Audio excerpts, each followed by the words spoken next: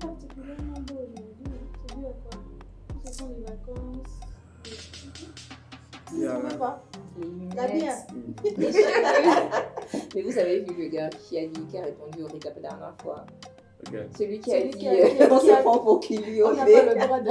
C'était Genre, on n'a pas le droit, on doit être là. On doit être là pour lui jusqu'au bout, quoi. Mais c'est quand même triste aussi qu'on aille en vacances. Yeah, c'est triste. Je suis sûre qu'on va manquer à beaucoup de gens. Ça va me manquer à moi aussi. Comme moi, David Bouka. C'est bien. Et ça, c'est mon abonné Il faut pas citer préféré. les noms des gens ici. Après, on va dire Contemporain. des autres. Yeah, Comment c'est comme, facile? Bon, je pense qu'il est l'heure du récap. On va y aller, Raven. Ok. Moi, je vais faire la caméra. Bye bye. Les filles, post.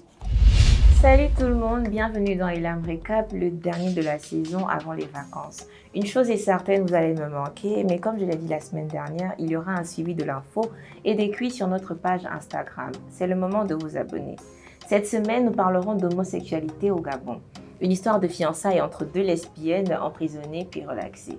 Nous parlerons de Paul et Peter, les jumeaux du groupe à succès P-Square. Nous allons parler de la suspension d'Ahmad Ahmad par la FIFA, puis les tops et les flops. On rentre dans le vif du sujet.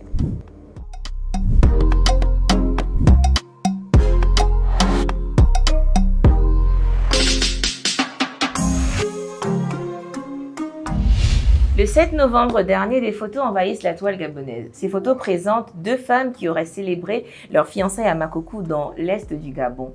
Très vite, la nouvelle se répand comme une traînée de poudre. Ici et là, on s'indigne, on cherche des explications, on cherche à vérifier si l'information est avérée, prenant bien sûr en compte le fait que tout peut être balancé sur les réseaux sociaux sans que cela ne soit vrai.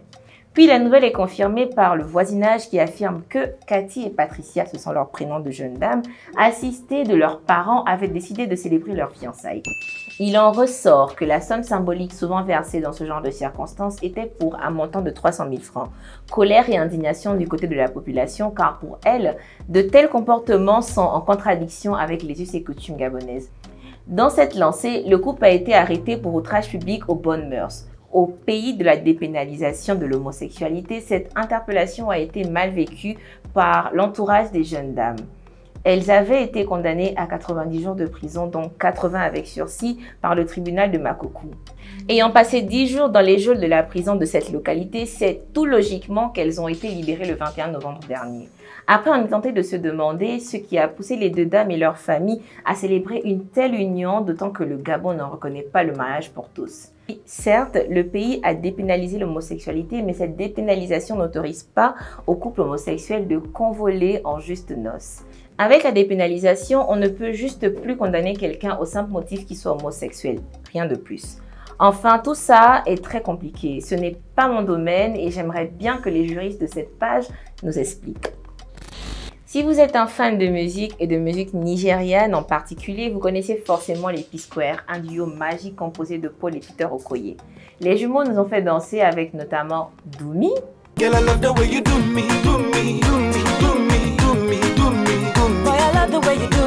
Personally,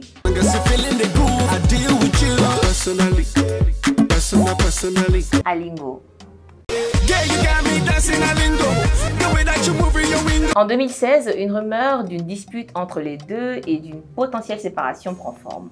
Peter accuse son grand frère Paul de conspirer contre lui. Paul aurait annulé leur tournée aux États-Unis sans informer son cadet. Le même Paul se disait victime de menaces de mort perpétuelles de la part de son petit frère, des menaces qui visaient également sa famille, notamment sa femme. En 2017, Peter engage son avocat à tout mettre en œuvre pour la séparation des biens communs de duo. La famille Okoye avait sans succès tenté de réconcilier les deux protagonistes. Plusieurs réunions avaient eu lieu, mais rien de bon ne sortit de là. Bien au contraire. If I call your house, what will happen? Man, bring my coffee. Repeat them again, too. Daddy, your coffin come. If I call Nigga, you don't I know do what what? Repeat it. See, Repeat it. in front of your lawyer. Peter, shame on you. In front of your lawyer. Peter, boss, say shame on you. No, stop it. Boss, say shame on you. In front of your lawyer. I shame Sit down here now. you. Shame. Go now, give me a mic. Beat me, man. Oh, we're gonna be angry. Never let people come with me. Fuck me. What with me? My time. What do I do? Beat me, my seat. You want beat me? You want beat me? Beat me, my seat. Even this idiot. Nigga, I fucking implore you. I implore you. Fuck you. Fuck you.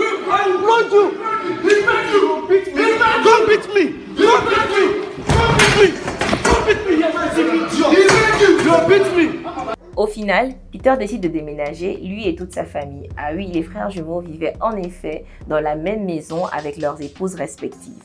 Peut-être le symbole de leur fraternité. Plus tard, Peter a révélé que c'est la femme de Paul qui serait à l'origine de cette guerre. Il a accusé sa belle-sœur d'être une sorcière. Depuis, c'est un désamour entre les deux et cela a refait surface le 18 novembre dernier à l'occasion de l'anniversaire des deux. La femme de Paul a souhaité un joyeux anniversaire à Peter sur Instagram et ce dernier a réagi avec véhémence faisant ressortir les démons du passé. À presque 50 ans, tu penses toujours pouvoir manipuler tout le monde et être au contrôle de tout. Tu as voulu nous voir séparés et c'est aujourd'hui acté. Tantine, ça fait 4 ans que l'on ne se parle plus, mais chaque 18 novembre, tu viens sortir ta merde et ils se disent tous « Oulala, c'est une bonne femme », ne sachant pas quel monstre tu es en privé. Mais bon, nous sommes à l'heure des réseaux sociaux et rien ne me surprend. Si on espérait une réconciliation entre les deux, c'est plutôt mal parti à cette allure. Ahmad Ahmad, le président de la Confédération africaine de football, a été suspendu 5 ans de toute activité liée au football par la FIFA. Une décision qui tombe alors que l'intéressé s'apprêtait à briguer un deuxième mandat au cours des prochaines élections à venir et qui serait actuellement atteint du coronavirus. La FIFA reproche à Ahmad Ahmad d'avoir détourné les fonds de la CAF. Cela faisait plusieurs semaines que la menace d'une suspension par la FIFA planait au-dessus de la tête d'Ahmad Ahmad. Il aurait enfreint les articles 15 du devoir de loyauté et 25 relatifs à l'abus de pouvoir. L'enquête sur le comportement du président Ahmad Ahmad au poste de président de la CAF entre 2017 et 2019 a porté sur diverses questions liées à la gouvernance de la CAF, dont l'organisation et le financement d'un pèlerinage à la Mecque. C'est ce que précise le communiqué relatif à sa sanction. Il devra en outre verser une amende de 185 000 €. Selon les médias Jeune Afrique, Ahmad Ahmad savait depuis le début d'année qu'il allait être suspendu de toute activité liée au football. Il avait essayé toutes les manœuvres possibles pour que la sanction ne soit pas exécutée, notamment via son conseiller spécial Samuel Eto'o. Malheureusement, cela n'aura pas suffi. C'est une grosse déception pour tous ceux qui s'étaient réjouis de son élection, succédant au sulfureux Issa Hayatou. Ahmad Ahmad était l'espoir d'un renouveau au sein du football africain. Il n'a depuis lors pas encore réagi à cette suspension. Et puis en bref, dans l'actualité africaine, Nana Konado-Rawlings, la veuve de Jerry Rawlings, a annoncé son retrait de la course à la présidentielle.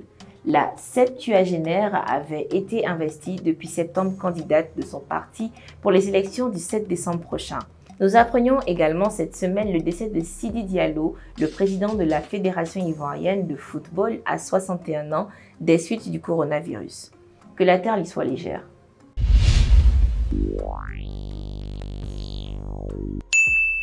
Les abonnés d'Elam TV, un spécial carton vert à tous nos abonnés, ceux qui nous suivent depuis le premier jour et ceux qui ont pris le train en marche. À ces centaines de personnes sur Facebook, YouTube et Instagram, vous êtes la force d'Elam TV et la motivation derrière. Au nom de toute l'équipe, merci. Le 22 novembre dernier, le ministre de la Santé du Gabon inaugurait avec fierté la fin des travaux de réfection du pont d'Abanville, une petite bourgade située dans le nord du Gabon. Si on peut se réjouir de ce que le calvaire des populations qui utilisent cette voie pour relier Libreville prendra fin, on s'indigne par contre sur le matériel utilisé. Le pont en effet est construit à base de matériaux périssables, le bois. C'est donc un pont de fortune qui pourrait s'effondrer à tout moment au vu du trafic de camions de marchandises sur cette voie. Nous sommes arrivés à la fin de notre émission Elam Recap numéro 21. J'espère que cela vous a plu encore une fois. N'hésitez pas à liker, commenter, partager et rester avec nous. À bientôt.